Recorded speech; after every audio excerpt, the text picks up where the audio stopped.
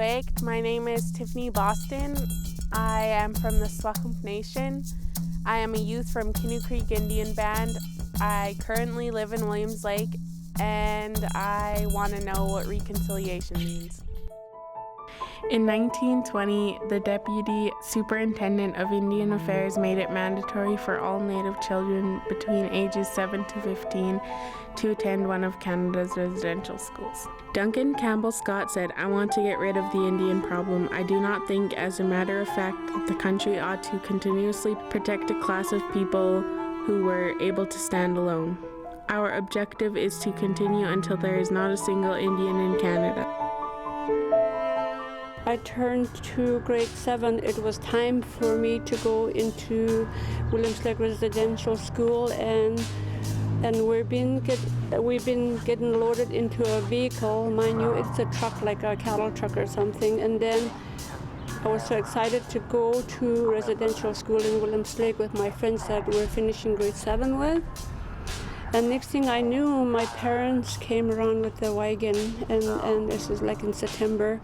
And my parents came around and they told me that you have to come with us while I'm going to school in town. She said, "Well, you probably will learn more if you come with us." And next thing I knew, I was with them, and I didn't go to residential school. And I'm very grateful for my parents, Patrick Sill, and my mom, Minnie Sill, took that step with me. St. Joseph Mission is an Indian residential school built near Sugarcane First Nations Reserve in 1890.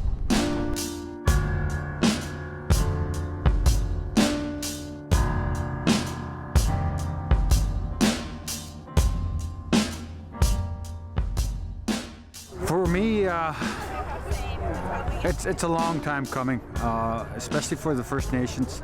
Since 1981, it's been such a hard, long road for a lot of First Nations, and the impacts that it has to the next generation.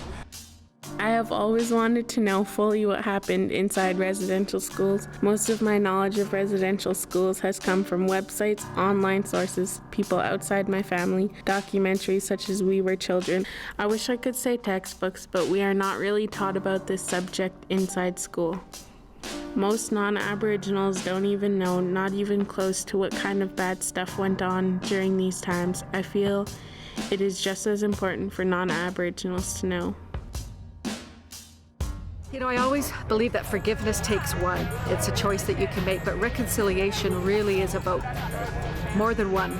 People on both sides coming together and acknowledging and listening and taking some responsibility, and it helps in the healing process. There needs to be a willingness on both sides to be able to come forward, and I think that is what we have here today in our community, and that's really, really exciting to see that there's a willingness with First Nations and non-First Nations to come together, listen, acknowledge, and start that healing process. Reconciliation, I don't know what you mean by that. I think what it means, the way I understand, is, I'm thinking forgiveness. To this day, our elders still suffer from what happened to them, and it still affects the generations after them.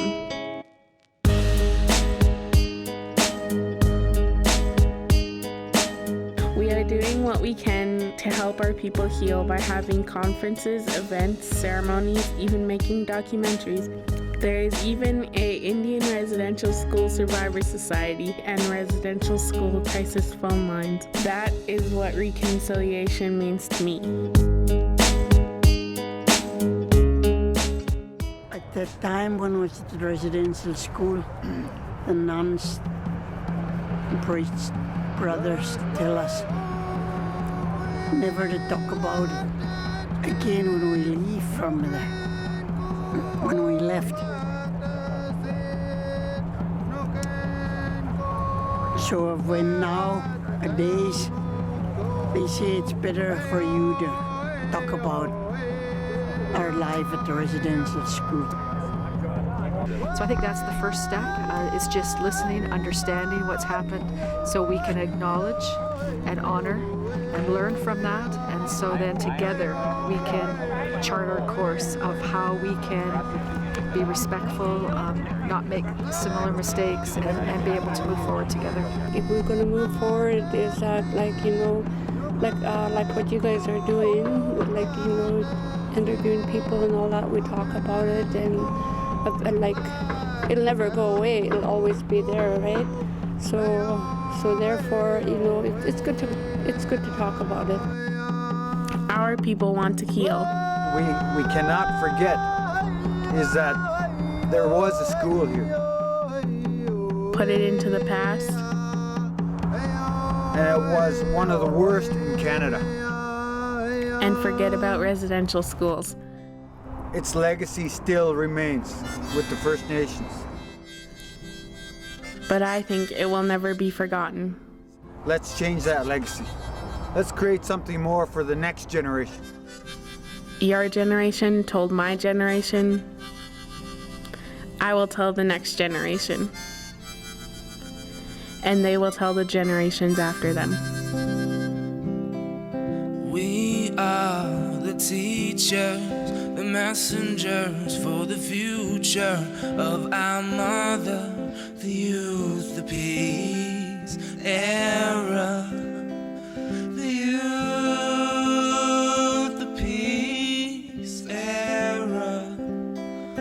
We are the teachers, the messengers for the future of our mother, the youth, the peace era.